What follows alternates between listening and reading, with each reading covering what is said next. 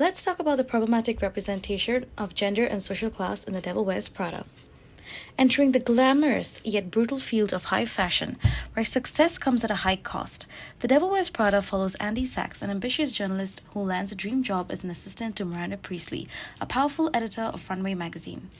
Through Andy's transformation to meet the fashion industry's demands, she is confronted with ambition and identity. This presentation will analyze how the film reinforces societal stereotypes, particularly around gender roles and social mobility, beyond the glitz and glamour of the fashion world. Miranda is fierce, authoritative, and successful. If she were a man, she'd be praised. Instead, she's labeled tyrannical. This is the double-bind women in leadership must choose between being too soft or too cold. The film also reinforces the ice queen stereotype, where successful women must sacrifice warmth, relationships, and likability to thrive. The film celebrates Miranda's power, but also turns her into a cautionary tale, suggesting that success for women always comes at a cost. Now let's talk about Andy's transformation, because in this world, a woman's competence is tied to her looks. Before her makeover, she's dismissed. After, she's suddenly respected. The film reinforces the idea that to be taken seriously, women must be slender, stylish, and attractive.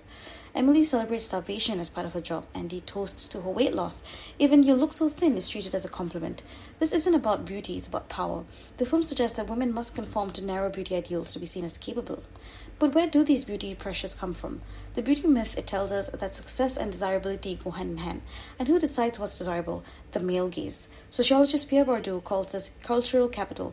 Basically, in industries like fashion, being thin is a form of cultural capital, which gives women higher status and validation.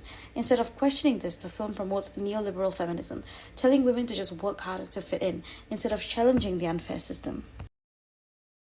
In the film, social class is central to the story, with Andy representing the working class and the fashion world symbolizing materialism and superficiality.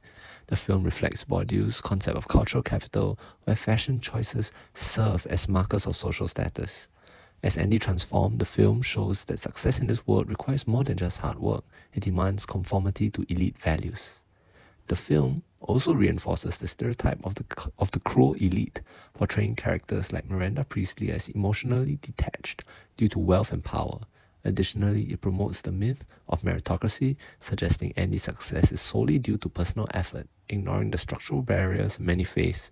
This reflects neoliberal ideologies, implying that anyone can succeed with enough perseverance while overlooking systemic inequalities. The consequences implications to the narrative portrayed in this film.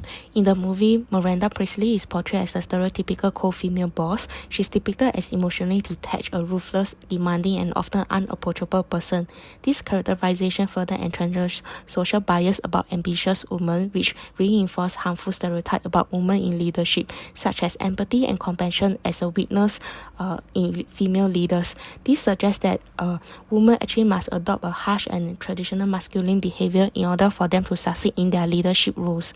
So this movie also promotes the illusion that personal effort alone guarantees success, which oversimplifies the reality of success by ignoring factors such as privilege, nepotism. Additionally, Miranda's aggressive and abusive managed style as her necessary for her success. By doing so, the story influences how public actually view women in power and authority. Media literacy can help prevent problematic representations of gender and social class in films. Media is a useful tool that strongly influences how we view the real world. However, without media literacy, one can lack critical thinking. This may lead us to unconsciously agreeing with the stereotype portrayals of characters, creating biases that cause inequality. Next, diversity in media production. This helps prevent problematic representations of gender and social class in movies. The people behind the scenes, such as screenwriters, cameramen, financiers, give form to the stories that come to life through the movies they make.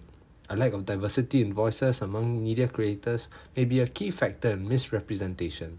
Hiring employees from various backgrounds and gender will pave the way for creators to have a more diverse perspective when it comes to portrayals such as class, social mobility, and gender.